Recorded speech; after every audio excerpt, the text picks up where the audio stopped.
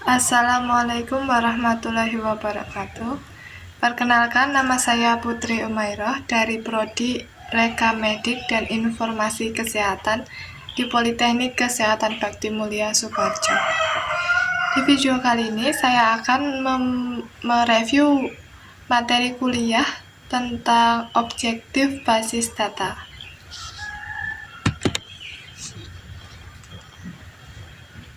Tujuan awal dan utama dalam pengelolaan data dalam sebuah basis data adalah agar dapat memperoleh dan menemukan kembali data yang kita cari dengan mudah dan cepat.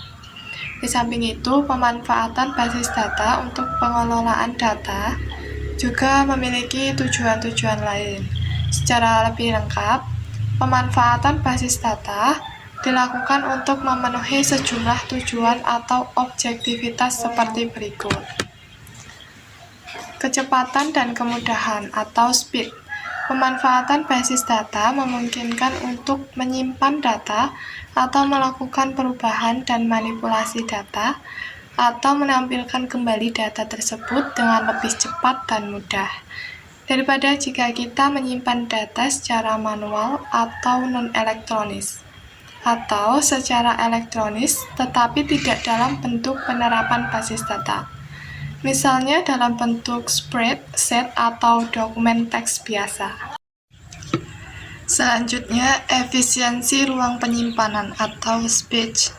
Karena keterkaitan yang erat antar kelompok data dalam sebuah basis data, maka redundansi atau pengulangan data pasti akan selalu ada. Banyaknya redundansi ini tentu akan memperbesar ruang penyimpanan, baik di memori utama maupun sekunder yang harus disediakan. Dengan basis data, efisiensi dan optimalisasi penggunaan ruang penyimpanan dapat dilakukan, karena dapat melakukan penekanan jumlah redundansi data, baik dengan menerapkan sejumlah pengkodean atau dengan relasi dalam file antar kelompok data yang saling berhubungan. Lalu ada keakuratan atau accuracy, pemanfaatan pengkodean atau pembentukan relasi antar data bersama dengan penerapan aturan dan batasan atau constraint type, domain data, keunikan data, dan sebagainya yang secara ketat diterapkan dalam sebuah basis data, sangat berguna untuk menekan ketidakakuratan pemasukan dan penyimpanan data. Lalu ada ketersediaan atau availability. Pertumbuhan data, baik dari sisi jumlah maupun jenisnya, sejalan dengan waktu akan semakin membutuhkan ruang penyimpanan yang besar. Padahal tidak semua data itu selalu digunakan dan dibutuhkan. Karena itu maka dapat dipilih adanya data utama atau master atau referensi data transaksi, data histori hingga data kadaluarsa. Data yang sudah jarang atau bahkan tidak pernah lagi digunakan dapat diatur untuk dilepaskan dari sistem basis data yang sedang aktif atau menjadi offline, baik dengan cara penghapusan atau dengan memindahkannya ke media penyimpanan offline seperti removable disk atau tape.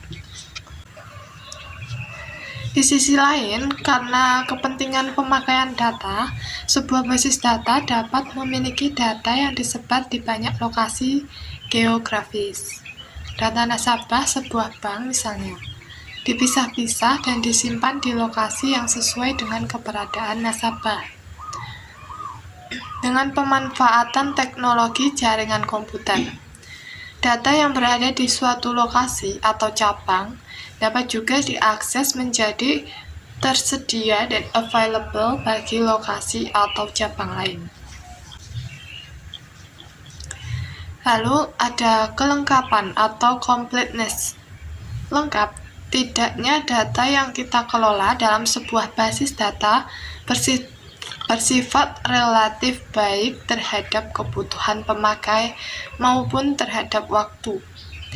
Bila seorang pemakai sudah menganggap bahwa data yang dipelihara sudah lengkap, maka pemakai yang lain belum tentu berpendapat sama. Atau yang sekarang dianggap sudah lengkap, belum tentu di masa yang akan datang juga demikian. Dalam sebuah basis data, di samping data kita juga harus menyimpan struktur, baik yang mendefinisikan objek-objek dalam basis data maupun definisi detail dari tiap objek, seperti struktur file atau tabel dan indeks. Untuk mengakomodasi kebutuhan kelengkapan data yang semakin berkembang, maka kita tidak hanya dapat menambah record data, tetapi juga dapat melakukan perubahan struktur dalam basis data, baik dalam bentuk penambahan objek baru atau tabel, atau dengan penambahan file baru pada suatu tabel. Selanjutnya ada keamanan atau security. Memang ada sejumlah sistem aplikasi pengelola basis data yang tidak menerapkan aspek keamanan dalam penggunaan basis data. Tetapi untuk sistem yang besar dan serius, aspek keamanan dapat diterapkan dengan ketat. Dengan begitu, kita dapat menentukan pemakaian yang boleh menggunakan basis data beserta objek-objek di dalamnya, dan menentukan jenis-jenis operasi apa saja yang boleh dilakukan. Selanjutnya ada kebersamaan pemakaian atau shareability. Pemakai basis data seringkali tidak terbatas pada satu pemakai saja, atau di satu lokasi saja, atau oleh satu sistem aplikasi saja. Pegawai dalam basis data, kepegawaian misalnya dapat digunakan oleh banyak pemakai dari sejumlah departemen dalam perusahaan atau oleh banyak sistem, yaitu sistem pengajian, sistem akuntansi, sistem inventory, dan sebagainya.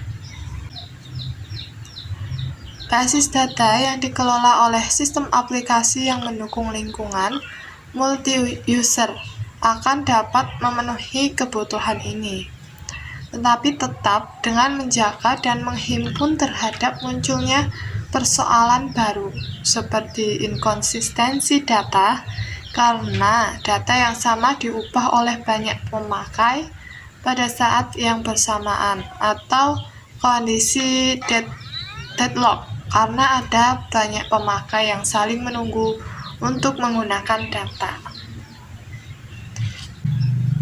Itu tadi review yang dapat saya sampaikan mengenai materi tentang objektif basis data. Apabila ada salah kata dalam penyampaian, mohon maaf. Wassalamualaikum warahmatullahi wabarakatuh.